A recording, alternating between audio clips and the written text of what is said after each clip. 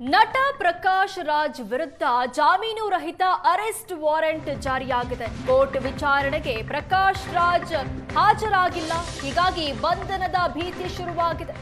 ಬೆಂಗಳೂರಿನ 48ನೇ magistrate ಕೋರ್ಟ್ನಿಂದ arrest warrant ನೀಡಲಾಗಿದೆ. Summons ವಾರೆಂಟ್ಗೆ Prakash Raj ಕ್ಯಾರೆ ಅಂತ ಅಲ್ಲ, ಜಾಮೀನು ರಹಿತ ಬಂಧನ ವಾರೆಂಟ್. ಅಕ್ರಮವಾಗಿ 4 ರಾಜ್ಯಗಳ ಮತದಾರರ ಪಟ್ಟಿಯಲ್ಲಿ ಪ್ರಕಾಶ್ ರಾಜ್ ಹೆಸರಿದೆ. ಕರ್ನಾಟಕ, ಆಂಧ್ರ, ತೆಲಂಗಾಣ, ತಮಿಳುನಾಡಲ್ಲಿ ವೋಟರ್ ಐಡಿ ಹೊಂದಿರುವ ಆರೋಪ ಇದೆ ಪ್ರಕಾಶ್ ರಾಜ್ ವಿರುದ್ಧ. ನಟ ಪ್ರಕಾಶ್ ರಾಜ್ ವಿರುದ್ಧ ದಿಲೀಪ್ ಕುಮಾರ್ ಅನ್ನೋರು ಕೇಸ್ ದಾಖಲಿಸಿದ್ದಾರೆ. 3ನೇ ಬಾರಿ ನಟ ಪ್ರಕಾಶ್ ರಾಜ್ಗೆ ಕೋರ್ಟ್ನಿಂದ ಅರೆಸ್ಟ್ ವಾರೆಂಟ್ ನೀಡಲಾಗಿದೆ. ನೋಟಿಸ್ ಜಾರಿ ಮಾಡಿ ವಿಚಾರಣೆಗೆ ಜುಲೈ 25ಕ್ಕೆ ಮುಂದೂಡಿಕೆ ಮಾಡಲಾಗಿದೆ. ಅಕ್ರಮವಾಗಿ ಒಂದೇ ಹೆಸರಲ್ಲಿ 4 ಕಡೆ ವೋಟರ್ ಐಡಿ ಹೊಂದಿದ ಆರೋಪ ಇದೆ. 3 ಅರೆಸ್ಟ್ ವಾರೆಂಟ್ ಜಾರಿಯಾದ್ರೂ ಪ್ರಕಾಶ್ ರಾಜ್ ಕೋರ್ಟ್ಗೆ ಮಾತ್ರ ಬರ್ತಾ ಇಲ್ಲ.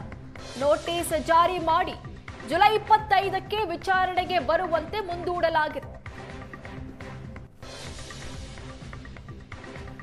ಒಬ್ಬ ಭಾರತೀಯ ಪ್ರಜೆ ದೇಶದ ಯಾವುದಾದ್ರೂ ಒಂದು ಮೂಲೆಯಲ್ಲಿ ಒಂದು ವೋಟರ್ ಐಡಿಯನ್ನು ಇಟ್ಕೊಳ್ಳಿಕ್ಕೆ ಮಾತ್ರ ಸಾಧ್ಯ. ಆದರೆ ನಟ ಪ್ರಕಾಶ್ ರಾಜ್ ತನ್ನ 4 ರಾಜ್ಯಗಳಲ್ಲಿ ವಿವಿಧ 4 ವೋಟರ್ ಐಡಿಗಳನ್ನು ಇಟ್ಕೊಂಡಿದ್ದಾರೆ. ಅದನ್ನು ಆ 4 ಕಡೆಯೂ ಕೂಡ ಅವರು ವೋಟ್ಗಳನ್ನು ಹಾಕ್ತಾ ಇದ್ದಾರೆ, ರಾಜಕೀಯ ಚಟುವಟಿಕೆಗಳನ್ನು ನಡೆಸ್ತಾ ಇದ್ದಾರೆ. ಹಾಗಾಗಿ ಅವರ ವಿರುದ್ಧ ಕ್ರಮ ಆಗಬೇಕು ಅಂತೇಳಿ ಬೆಂಗಳೂರಿನ ಮ್ಯಾಜಿಸ್ಟ್ರೇಟ್ ಕೋರ್ಟಿಗೆ ಒಂದು PCR ದಾಖಲು ಮಾಡಲಾಗಿತ್ತು. ಆದರೆ ಆ ಒಂದು ಪ್ರಕರಣಕ್ಕೆ ಸಂಬಂಧಪಟ್ಟಂತೆ ಈಗ 3 ಬಾರಿ NBW ಜಾರಿ ಮಾಡಿದೆ ಕೋರ್ಟು. ಇದಾದರೂ ಕೂಡ ಅವರು ಕೋರ್ಟ್ಗೆ ಮುಂದೆ ಬರ್ತಾ ಇಲ್ಲ, ಇದ್ರ ಬಗ್ಗೆ ಉತ್ತರವನ್ನು ಕೊಡ್ತಾ ಇಲ್ಲ. ಈ ಕೇಸ್ ಸಂಬಂಧಪಟ್ಟಂತೆ ದಿಲೀಪ್ ಕುಮಾರ್ ಅನ್ನೋರು ಒಂದು PCR ಹಾಕಿದ್ರು. ಆ ಪ್ರಕರಣದಲ್ಲಿ ವಾದ ಮಾಡಿದಂಥ ಧರ್ಮಪಾಲ್ ನಮ್ಮ ಹತ್ರ ಇದ್ದಾರೆ.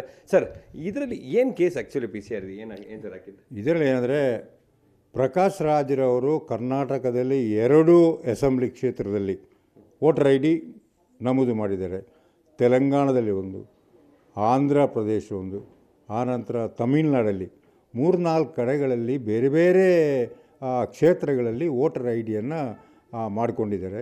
ಪೀಪಲ್ಸ್ ರೆಪ್ರೆಸೆಂಟೇಟಿವ್ ಆ್ಯಕ್ಟ್ ಪ್ರಕಾರ ಏನು ಹೇಳ್ತೇವೆ ಅಂದರೆ, ಒಂದು ಕಡೆ ಈಗ ಬೆಂಗಳೂರಲ್ಲಿ ವೋಟರ್ ಐಡಿ ಒಂದು ಕ್ಷೇತ್ರದಲ್ಲಿದ್ದರೆ ಇನ್ನೊಂದು ಕಡೆಗೆ ಅವನು ಶಿಫ್ಟ್ ಆದರೆ ಇಲ್ಲಿ ಕ್ಯಾನ್ಸಲ್ ಮಾಡಿ ಅಲ್ಲಿ ಹೊಸದಾಗಿ ಮಾಡಬೇಕೇ ಹೊರತು 3-4 ಕಡೆಗಳಲ್ಲಿ ರೇಷನ್ ಕಾರ್ಡ್ ಆಗಲಿ, ಇದನ್ನು ಏನು ಆಧಾರ ಕಾರ್ಡ್ಗಳಾಗಲಿ ಅಥವಾ ಯಾವುದೇ ಒಂದು ಗುರುತಿನ ಚೀಟಿಗಳನ್ನು ಮಾಡಬಾರ್ದು. ಮಾಡಿದರೆ ತಪ್ಪದು. ಪೀಪಲ್ಸ್ ರೆಪ್ರೆಸೆಂಟೇಟಿವ್ ಆ್ಯಕ್ಟ್ ಪ್ರಕಾರ ಪನಿಷ್ಮೆಂಟ್ ಕೂಡ ಇದೆ, ಇಂಪ್ರಿಸನ್ಮೆಂಟ್ ಕೂಡ ಇದೆ, ಅದೇ ರೀತಿ ಫೈನ್ ಕೂಡ ಇದೆ. ಈಗ ಇಲ್ಲಿ ನೋಡಿದಾಗ ಪ್ರಕಾಶ್ ರಾಜ್ರವರು ಬೇರೆ ಬೇರೆ ಕ್ಷೇತ್ರಗಳಲ್ಲಿ ಅವರ ಹೆಸರನ್ನು ನಮೂದು ಮಾಡಿದ್ದಾರೆ. ವೋಟು ಹಾಕ್ತಾರೋ ಇಲ್ವೋ ಗೊತ್ತಿಲ್ಲ. ಅಂದರೆ ಅವರಿಗೆ ಮೊದಲಿನ ಫ್ಯೂಚರಲ್ಲಿ ಬೇರೆ ಬೇರೆ ಕಡೆ ಇಲೆಕ್ಷನ್ಗೆ ನಿಲ್ಲಬೇಕು ಅಂತ ಹೇಳುವಂಥ ಇರಾದೆಯಿಂದ ಅದನ್ನು ಮಾಡಿರ್ಬೋದು. ಆದರೆ ಅದು ಡೂಪ್ಲಿಕೇಟ್ ರೆಕಾರ್ಡ್ಗಳನ್ನು ಹಾಜರು ಮಾಡಿ, ದಾಖಲಾತಿಗಳನ್ನು ಹಾಜರು ಮಾಡಿ ಡೂಪ್ಲಿಕೇಟ್ ಹಾಕಿ ಎಲ್ಲ ಇದನ್ನು ನಮೂದು ಮಾಡಿಕೊಂಡಿದ್ದಾರೆ. ಅದು ತಪ್ಪು. ಅದು